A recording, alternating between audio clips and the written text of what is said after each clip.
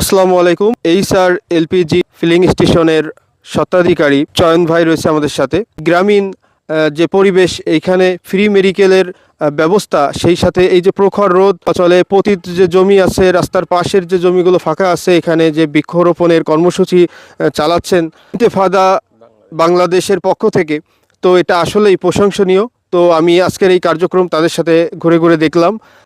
বেশ কিছু স্পটে করিমপুর, ভিটাবল্লা, তারপরে সাইটখালি সহ বিভিন্ন স্পটে আজকে বেশ কিছু ফলস বনজ ও ঔষধি গাছ রোপণ করা হয়েছে।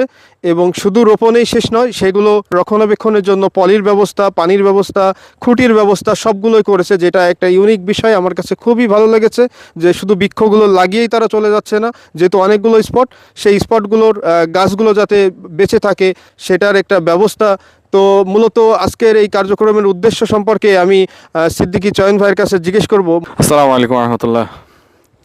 আলহামদুলিল্লাহ, আজকে এই দিনে আমরা ইন্তিফাদা বাংলাদেশের পক্ষ থেকে আমাদের যশোর জেলার বাঘারপাড়া থানার বিভিন্ন ইউনিয়নে, বিশেষ করে জামদিয়া ইউনিয়নের যে আমাদের গ্রামগুলো রয়েছে, করিমপুর, তেঘরি, সাতখালি, বড় ভিটাবল্লা, ছোট ভিটাবল্লা, ধলকা রাস্তা, আদমপুর সহ বিভিন্ন স্থানে আমাদের ইন্তিফাদা বাংলাদেশের পক্ষ থেকে বৃক্ষরোপণ কর্মসূচির আজকে আয়োজন করা হয়েছে। এবং এই জন্য আমাদের সাথে আজকে উপস্থিত আছেন ইন্তিফাদা বাংলাদেশের প্রেসিডিয়াম সদস্য জনাব ডক্টর মেহেদি হাসান ভাই, এবং আমার সাথে রয়েছেন জনাব এম মোহাম্মদ মাহবুবুর রহমান।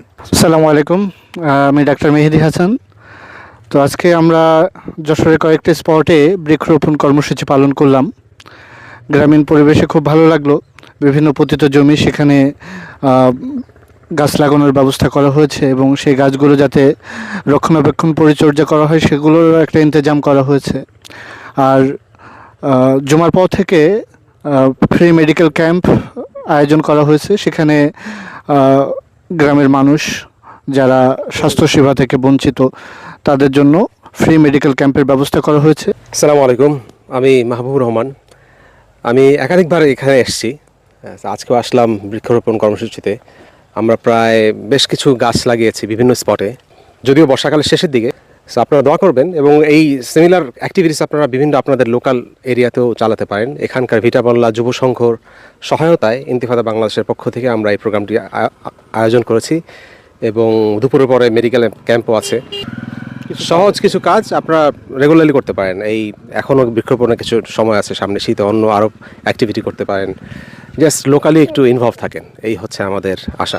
আজকের এই কার্যক্রম যারা দেখছেন অনলাইনে বা ভিডিওর মাধ্যমে, তো তারা যাতে উৎসাহিত হন এবং ভাইদের মতো করে যারা আমরা আছি বিভিন্ন এলাকা থেকে, আমরা চাচ্ছি সমাজের কল্যাণে কিছু করতে। তো এই বৃক্ষরোপণ কিন্তু হতে পারে আমাদের পরিবেশের জন্য, আমাদের পরবর্তী প্রজন্মের জন্য একটি অন্যতম ভালো কাজ।